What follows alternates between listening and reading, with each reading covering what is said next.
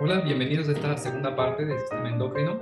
Vamos a hablar un poco de la histología de la tiroides, paratiroides y glándula suprarrenal. Espero que lo disfruten. He aquí una representación gráfica de la tiroides. Esta es una glándula que está en el cuello y que contiene, por lo general, lóbulo derecho, lóbulo izquierdo y una región central denominada istmo. Vamos a repasar hoy los conceptos histológicos más importantes de la misma.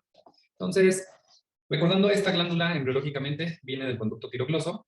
Esto tiene relevancias porque durante su embriogénesis tiene que ir descendiendo y en el camino pueden quedarse algunos remanentes que pueden dar origen a algunos quistes que se pueden ver sobre la línea media y que son como residuos de la glándula que van quedando en el camino. Estos quistes pueden llegar a crecer, como pueden ver en esta imagen, se ve la comparación de la ilustración con una persona que tiene un quiste del conducto tirogloso, ¿no?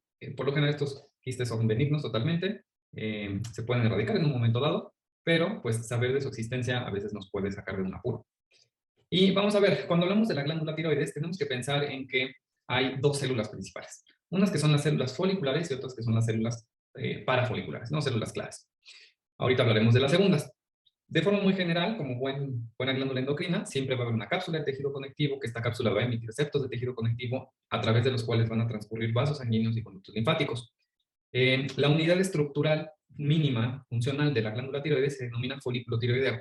Y estas estructuras son, imagínate como un balón, como una pelota, donde la pared de la pelota son las células que están viendo hacia adentro de la pelota, ¿sale? Entonces su membrana basal es la cáscara externa, lo que podemos ver de la pelota por fuera, y su lumen o la luz o la porción apical de las células va a ver hacia el centro. Estas células que van a conferir o que van a conformar esta pared del folículo se llaman células foliculares, y así como te lo represento en la imagen aquí al lado, estas células foliculares van a ver su porción apical hacia el coloide, que es el centro de esta pelota que estamos imaginando, ¿no? Este coloide va a ser un depósito de proteínas de donde se van a extraer las hormonas posteriormente. Después, en la parte basal de la célula, esto es hacia afuera de esta pelota imaginaria, tenemos la lámina basal y tenemos vasos sanguíneos. Aquí es importante destacar que estas células tienen un receptor para la hormona estimulante de tiroides, recordando que esta se secreta por las células basófilas de la adenopófisis. Y después, esta célula folicular con sus hermanitas de los lados va a tener múltiples tipos de uniones celulares para mantener la integridad. Vamos a poder ver que esta célula folicular puede tener diversos tamaños dependiendo del grado de actividad. Por lo general, las células que están menos activas tienden a ser más planas y las que están más activas tienden a ser cilíndricas. Lo habitual es que las encontremos en una posición intermedia, es decir, formando un epitelio cúbico simple. Ahora, cosas importantes. Estas células foliculares, como lo están viendo aquí, son capaces de sintetizar una proteína, que es la tiroglobulina, y esta tiroglobulina se va a ir depositando en el coloide.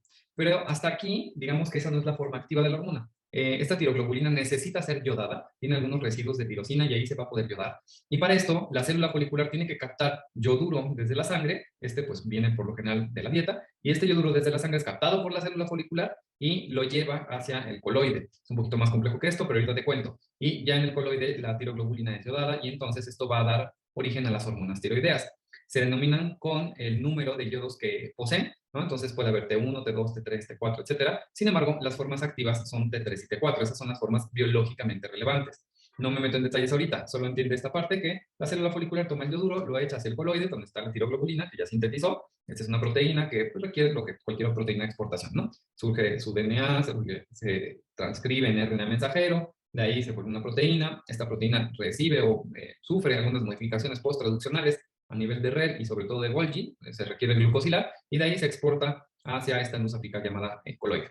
Después, en un segundo momento, el yodo se incorpora a este coloide, se da a cabo algo que se llama la organificación, que es que esta tiroglobulina se yode, y en un momento dado, cuando ya se necesita esa hormona liberar la sangre, esta célula folicular es capaz de tomar un poco de este coloide, fagocita un poco de ese coloide, y va a poder excindirlo, porque resulta ser que pues están como todas estas hormonas hechas un ramillete, ¿no? Como si fuera un ramito de uvas, y entonces la célula folicular desprende las hormonas sueltas y libera las hormonas activas que es T3 y T4. Triyodotironina, T3, y T4, que es tetrayodotironina o tiroxina, que es como las conocemos. Y estas T3 y T4, como aquí te pongo, la T3 es una hormona de alta potencia, es decir, tiene un efecto biológico muy alto, sin embargo es la que menos se secreta, es la que se secreta en menor cantidad. Y T4 es la que se secreta en mayor cantidad, aunque es la de menor potencia. Te cuento un secretito. Esta T4 en realidad va a ir circulando en la sangre y cuando llega a los tejidos donde va a efectuar, donde va a ser su efecto, digamos que esto le puede llegar a entrar a la célula, le puede llegar a costar un yodo. Entonces la T4 al final se va a convertir en T3, que es la hormona activa. Nada más que esto no sucede directamente en la tiroides ni en la sangre, sino en los tejidos donde va a hacer su efecto. Algo importante es que estas T3 y estas T4 pueden ir unidas a una proteína o pueden ir sueltas. Entonces, cuando las medimos en el laboratorio, pedimos las hormonas totales o las hormonas libres, ¿no? Entonces, las hormonas libres, por lo general, son las que están haciendo el efecto en ese momento, y las totales, pues, es para ver como toda la reserva que tenemos. Bien, ¿qué pasos necesita hacer una célula folicular para llevar a cabo esta síntesis de hormonas tiroideas? Pues primero necesita sintetizar la tiroglobulina, aquí abreviada como TG, y esta tiroglobulina, como uno de los pasos importantes, es que se tiene que glucosilar en el Golgi. Después se tiene que dar la captación de este yoduro que quedamos que viene de la sangre, y esto lo hace en una proteína sin porte de sodio-yodo, ¿no? Entonces capta este yoduro, y este yoduro es pasado por transitosis de la membrana basal a la membrana apical, ¿no? Se echa hacia el coloide. Esta transición la favorece una proteína llamada pendrina, que echa el yoduro hacia el coloide, o que permite el paso del yoduro hacia el coloide, y después ya en el coloide existe esta enzima llamada la peroxidasa tiroidea, que va a catalizar tanto la acción de que el yoduro se oxide, como que este yodo ya oxidado se pegue a la tiroglobulina. Entonces, esta yodación de tiroglobulina se denomina organificación y también es llevada a cabo por esta peroxidasa tiroidea. Esto es re importante porque podemos medirla en sangre. Una vez que se organifica la tiroglobulina, se da este acoplamiento, hay muchas hormonas juntas, te digo, puede haber T2, T3, T4, formando conglomerados, y ahí van a permanecer almacenadas hasta que esta célula folicular sea estimulada por la hormona estimulante de tiroides. Y entonces esta hormona estimulante de tiroides, cuando se pega a su receptor en la célula folicular reabsorbe un poco de este coloide, lo empieza a degradar. Esta acción se lleva a cabo por una desyodasa, que empieza a hacer como fragmentos toda esta tiroglobulina yodada y empieza a encontrar fragmentos de hormonas que tienen 2 yodos, 3 yodos, 4 yodos. Solo aquellas que tienen 3 y 4 yodos, es decir, T3, que es la triyodotironina, y T4, la tetrayodotironina o llamada tiroxina, son las que se van a exportar. Y esas las exporta este transportador, el transportador MST o transportador monocarboxilato. ¿Sale? Acuérdate que la que más exporta es T4, es la más abundante, pero la de menor poder biológico, y T3 es la menos abundante, pero la de mayor poder biológico. Y entonces aquí te pongo este esquema.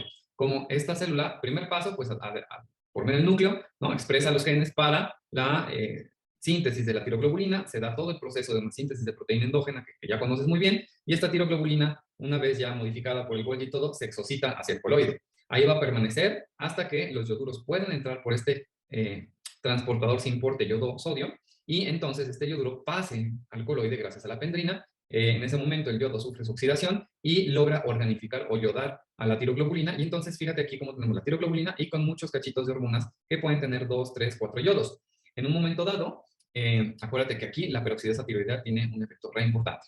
Después, en un momento dado, esta célula folicular es estimulada por la hormona estimulante de tiroides, sufre endocitosis un pedazo del coloide, y después las desyodasas rompen pedazos de esta tiroglobulina, dejando libre únicamente las hormonas activas. En este caso, fíjate, tiene 1, 2, 3 yodos, es triyodotironina, T3, y esta tiene 4, tetrayodotironina o tiroxina, ¿no? Y esta transportador las puede exportar hacia la sangre, donde van a llevar a cabo sus efectos. Y bien, antes de pasar a la otra célula, pues, ¿qué efectos tienen estas hormonas tiroideas? Principalmente aumentan el metabolismo. ¿De qué? De todo. Por ejemplo, pueden aumentar la frecuencia cardíaca, la presión arterial, cómo se metabolizan hormonas, fármacos, nutrientes en el cuerpo, y esto puede llevar a que se alteren las concentraciones, por ejemplo, de glucosa, puede llevar a que haya un cambio en cómo funciona nuestro sistema nervioso central, los músculos, la contracción de los mismos, el peristaltismo, etcétera. Checa, haz una búsqueda muy sencilla y pon hipo o hipertiroidismo y ve la gran cantidad de síntomas que van a aparecer. Hablaremos de esto mucho más a detalle en clase, pero para que lo tomes en cuenta, las hormonas tiroideas son el gran marcapasos metabólico del cuerpo, ¿no? Y es re importante tenerlas en concentraciones adecuadas. Siguiente, ¿cuál es la otra célula de la tiroides? Es la célula clara o célula C o célula parafolicular. Estas no tienen mucha pinta, por lo general están entre los folículos. Fíjate cómo aquí tengo un folículo, aquí tengo otro, perdón, sí, un folículo, otro folículo tiroideo, otro folículo tiroideo, y aquí en medio tengo estas células mucho más claritas, más grandes, de citoplasma más abundante, que son las células parafoliculares. Y estas células parafoliculares o células C, lo que liberan es calcitonina. Y la calcitonina es una hormona que se libera en relación a las concentraciones de calcio. Cuando hay mucho calcio en la sangre, entonces es sensado por estas células parafoliculares que liberan calcitonina, y la calcitonina va a viajar directamente hasta el hueso y va a liberar, va a actuar sobre el osteoclasto, inhibiéndolo. De hecho, literalmente le induce apoptosis. Entonces, al inducir la apoptosis a estos osteoclastos, pues el osteoclasto deja de resorber, deja de rascar todo este calcio en el hueso, y Este es uno de los mecanismos por los cuales se favorece la hipocalcemia, es decir, que bajen las concentraciones de calcio. Y vamos a ver, en cortes histológicos, la tiroides es muy fácil de reconocer, sobre todo por esta abundante cantidad de folículos tiroideos. Obviamente, pues yo te hice la idea mental de que todos eran como esferitas como balones, y pues no, como puedes ver, las formas que adoptan son bastante irregulares porque unos se aplastan contra otros. Pero fíjate cómo la generalidad es que tenemos una alberca de coloide y alrededor de estas células foliculares rodeando todos estos coloides, ¿no? Así, a simple vista y desde lejitos, fíjate cómo el epitelio pues se ve más o menos cúbico, a lo mejor medio plano en algunas regiones. Acuérdate que esto dependerá del grado de actividad de la glándula. Y después, no siempre va a ser fácil de ver, pero a veces entre los folículos podemos encontrar algunas células parafoliculares, que estas son más claras, de citoplasma un poco más grande. Probablemente en esta región haya células parafoliculares, probablemente en esta otra región también haya células parafoliculares. Si no ves alguna, no pasa nada, no siempre las vas a ver. Aquí se ve una célula más clara, tal vez aquí haya células parafoliculares. Lo que hay que saber es que estas células parafoliculares pues, son las responsables de liberar calcitonina. Y tal vez te estés preguntando, ¿y por qué no hay una hormona estimulante de células parafoliculares? Pues porque no existe. La única forma en la que las células parafoliculares actúan es mediante las concentraciones de calcio. Entonces, el calcio es el detonante que estas células liberen dicha hormona. No siendo así, las células foliculares únicamente se estimulan bajo el efecto de la hormona estimulante tiroides, y evidentemente estas hormonas estimulantes, perdón, estas hormonas tiroideas T3 y T4 viajan por el torrente circulatorio y pueden inhibir tanto al hipotálamo como a la hipófisis para producir las hormonas liberadoras y estimulantes de la tiroides.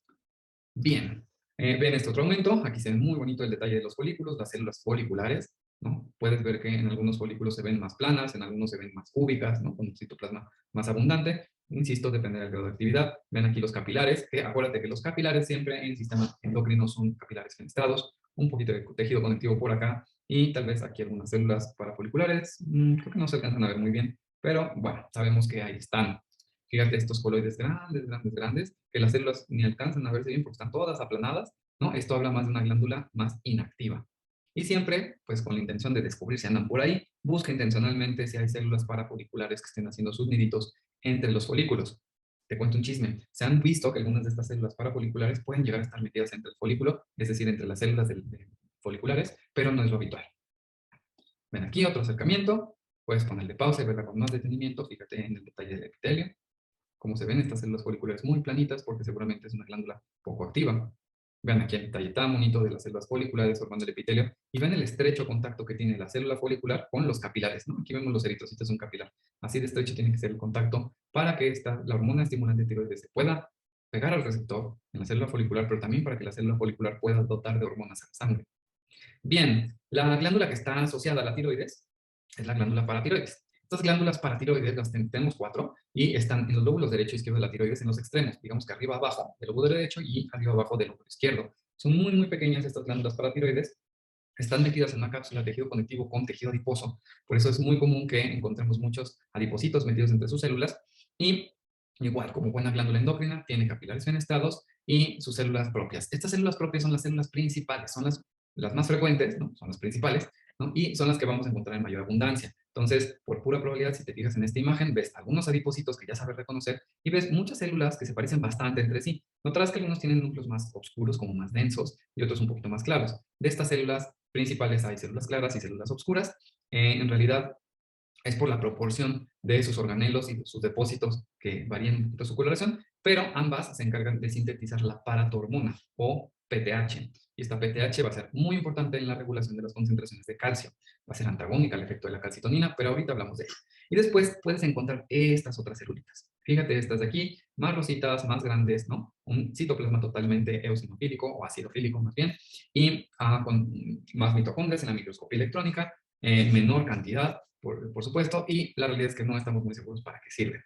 Al día de hoy no se les ha encontrado una función. Si tú encuentras alguna en lo que hayas leído además, házmelo saber. Vamos a ver aquí a mayores aumentos en esta HY, podemos ver a estas células principales y a las células oxifílicas, ¿no? Oxífilas, donde su citoplasma como más homogéneo, más grande, muy acidófilas, y después las principales con nucleolos que en la mayoría pueden ser visibles y un citoplasma más como grumoso y clarito. Esto es por el depósito de glucógeno que las caracteriza y siempre como infiltrado por adipocitos, que es bastante común en la glándula paratiroides.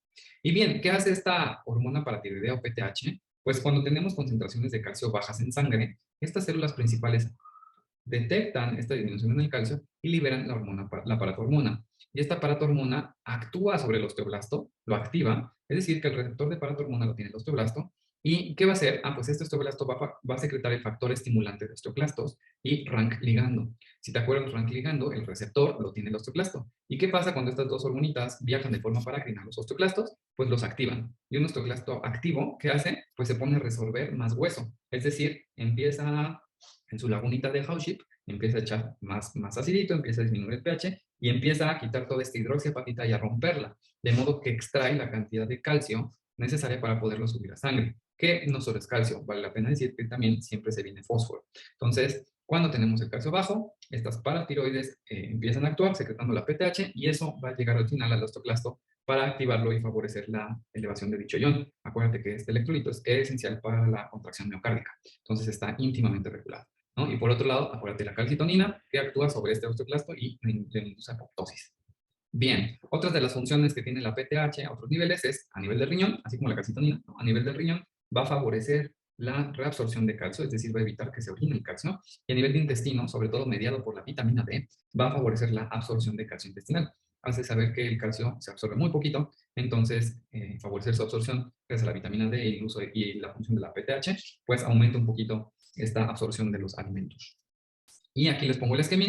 Vean cómo tenemos a la glándula tiroides y tenemos las paratiroides a los costados. Y aquí lo que queremos representar es cuando el calcio se eleva, se activan las células parafoliculares de la tiroides, se libera calcitonina. Esta calcitonina va a favorecer la incorporación de calcio al hueso, va a favorecer la excreción, es decir, que se orina el calcio, y va a favorecer el hecho de que no se absorbe el calcio intestinal, y eso va a hacer que el calcio baje. En el momento en que el calcio baje, si baja de más, entonces la PTH se activará gracias a las glándulas paratiroides, y esta PTH va a tener tres efectos. Una, va a favorecer la resorción de calcio, es decir, va a activar al osteoclasto. Acuérdate que esto es mediado por el osteoblasto, que es el que tiene en realidad el receptor, y va a empezar a haber más calcio en sangre proveniente de hueso. Por otro lado, le va a decir al riñón, por favor, riñón, no tires, no orines ese calcio, y le va a decir al intestino, oye, el calcio que te entre, trata de absorberlo lo más posible, ¿no? Que esto, sobre todo, este efecto está mediado por vitamina D. Y en las imágenes histológicas esto es lo que vemos. Esta es una técnica convencional, técnica ordinaria, donde vemos el infiltrado de estas células adiposas, que es muy común encontrar, y después tenemos un parénquima bastante homogéneo, ¿no? Se ven células muy parecidas entre sí, que son estas células principales, que si notas algunas coloraciones un poquito diferentes, es por estas que son claras y oscuras, y podemos ver muchos capilares que están íntimamente en relación con ellas. No siempre vas a ver las células oxifílicas, aquí no veo, de hecho, en esta imagen. A lo mejor si le pones pausa y te encuentras una, pues ahí nos la señalarás. Bien, esta otra imagen igual, vean estos capilares en íntima relación con estas células principales que son las que dominan por mucho la imagen, y algunos adipocitos asociados. Y más imágenes. Vean cómo estos citoplasmas son bien pálidos, ¿no? Por la presencia de glucógeno en su interior, y aquí se ven algunas células como un poquito diferentes en cuanto a su coloración, y más adipocitos. Y la última glándula que vamos a revisar el día de hoy es la glándula suprarrenal. Esta glándula suprarrenal, como su nombre lo indica, pues está arriba del riñón, ¿no? De hecho está arriba de cada uno de los riñones. Vean cómo tiene una forma, se dice que la glándula suprarrenal derecha tiene una forma más piramidal y la izquierda como en forma de semiluna. Sea como sea, estas glándulas suprarrenales, algunos detalles que te quiero contar es, una, se parecen mucho a los ganglios simpáticos. De hecho, concretamente la médula parece un ganglio simpático modificado, y la región cortical, la corteza que envuelve esta glándula, es la que va a liberar una gran cantidad de hormonas y es la que corresponde a la mayor parte de la glándula. Algo que también tienes que saber es que estas glándulas están sumamente vascularizadas, y es que son muy dependientes de que haya una adecuada concentración de oxígeno en la sangre y les llegue suficiente sangre. De hecho, este es uno de los tejidos que más rápido se empieza a alisar después de la muerte. Entonces, vamos a hablar de ella de forma macroscópica. Tiene una cápsula que está hecha de tejido conectivo, tiene un plexo subcapsular bastante abundante, muy vascularizado, y después tiene una corteza y una médula que vamos a reconocer histológicamente. Esta corteza va a tener tres capas, una zona glomerular, una zona fascicular y una zona reticular, y después viene la médula. Ahorita te cuento los detalles de cada una de estas capas. En relación a sus hormonas, la glándula suprarrenal está a cargo de la producción de hormonas esteroideas, es decir, hormonas derivadas del colesterol. Y estas hormonas derivadas del colesterol van a cambiar según la región de la corteza en la que hablemos. En la capa glomerular vamos a secretar principalmente el mineralocorticoide llamado aldosterona, que tiene que ver con la regulación del sodio a nivel renal. Ya te cuento de eso más adelante. Se llama glomerular porque justo sus células forman glomérulos, forman como bolitas. Entonces es una disposición en conglomerado, ¿te acuerdas? Esto lo vimos en la clase pasada. Después la capa intermedia es la capa fascicular y la capa fascicular forma fascículos, forma cordoncitos a lo largo, ¿no? Entonces se ve muy bien organizadita a lo largo y es la responsable de sintetizar glucocorticoides, concretamente cortisol. Entonces el cortisol es el glucocorticoide que secreta nuestra glándula suprarrenal, que tendrá un impacto principalmente en metabolismo de carbohidratos y tiene una función antiinflamatoria. Esta capa, a sus células se les conoce como espongiocitos porque parecen como esponjas, porque se ven perforados por la gran cantidad de colesterol. Al ser todas hormonas esteroideas dependientes del colesterol, pues estas células tienen almacenes de colesterol en su interior, tienen gotitas de lípidos y se ven así como esponja, como esponjitas, ¿no? Por todos estos lípidos que no se tiñen con las técnicas ordinarias. Y la más profunda de las tres capas de la corteza, que es la reticular, que como bien puedes inferir, forma redes, por eso se llama reticular, produce andrógenos débiles como la androsterona. Bien, esta es una imagen muy en macro de cómo vemos la cápsula, nuestra cápsula con tejido conectivo, y después una primera zona como más pigmentada, que es la parte glomerular, después la zona fasciculada, que es la más pálida, por la gran cantidad de espongiocitos, y después en lo profundo la zona reticular. Y de la médula ahorita hablamos.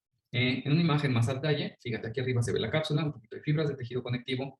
Después tenemos esta zona más superficial, fíjate, esta donita de células, este conglomerado de células, este conglomerado de células, apenas esto de aquí arribita es la capa glomerular, es muy delgadita si te das cuenta, pero estas canijas son capaces de hacer la aldosterona necesaria y que nos puede meter en problemas cuando se sintetiza de más.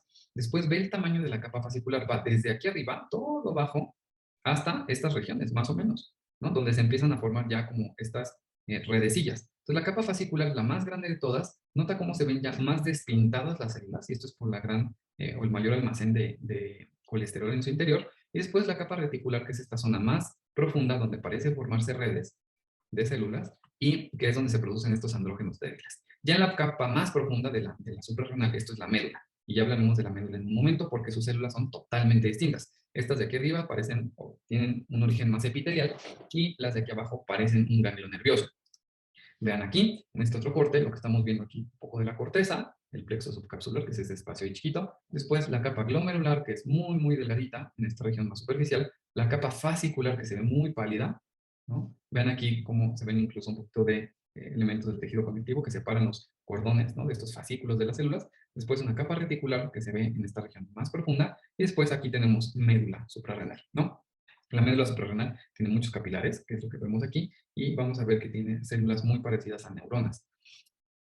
Vean en este corte, ojo, está en espejo, entonces fíjate, a la izquierda aquí tienes corteza suprarrenal, perdón, cápsula de la corteza suprarrenal, y a la derecha también tienes cápsula de la corteza suprarrenal. Entonces lo que estás viendo es aquí la capa glomerular, que es muy delgadita y muy pigmentada, y se ve en espejo de este otro lado, la capa glomerular, muy delgadita y muy pigmentada, después la capa fascicular, que es esta zona más pálida, que se puede ver tanto del lado derecho como del lado izquierdo de la imagen, después la zona reticular, que es esta más profunda, otra vez un poquito más pigmentada, y aquí la tengo en espejo al otro lado, otra vez la capa reticular, y el centro, esto que es la médula, ¿sale? Entonces, yendo, si fíjate en mi flechita, aquí estaría médula, capa reticular derecha, reticular izquierda, fascicular izquierda, con glomerular derecha, glomerular izquierda, cápsula derecha, ¿sale?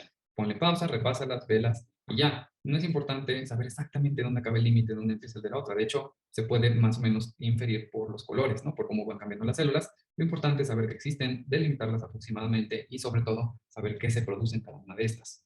Ve aquí el detalle muy bonito de esta corteza, otra vez suprarrenal, donde podemos ver sobre todo el detalle de estas capas fasciculares, ve las células alargadas totalmente, ve los espongiocitos como son mucho más pálidos de lo habitual, y ahora trata de pensar dónde está la capa glomerular y dónde está la capa reticular.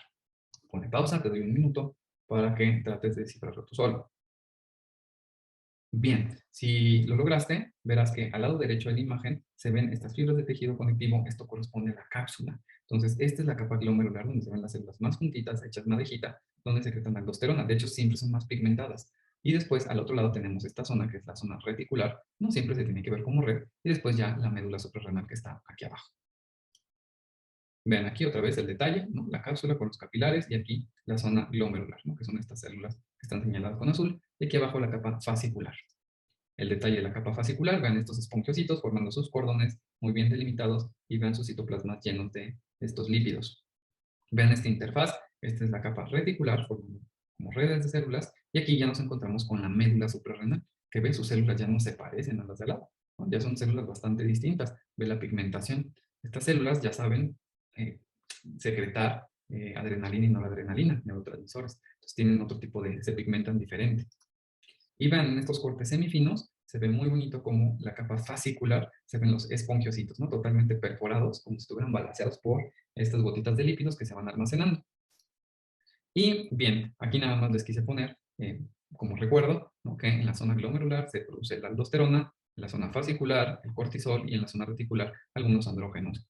¿Y qué cosas los estimulan? Si bien se los puse en la tablita del primer video, la zona glomerular, concretamente la liberación de aldosterona, depende de ACTH un poquito, pero hay otros estímulos como la angiotensina 2 y el potasio. Esto es importante porque esto es uno de los puntos de control de presión arterial. Y en la zona fascicular, la liberación de cortisol es la que más depende de ACTH, aunque también puede tener cierta independencia de esta glándula, y la región más profunda, la zona reticular, por la ACTH, pero también hay otros factores hormonales que pueden influir. Esta es la que nos da nuestros andrógenos.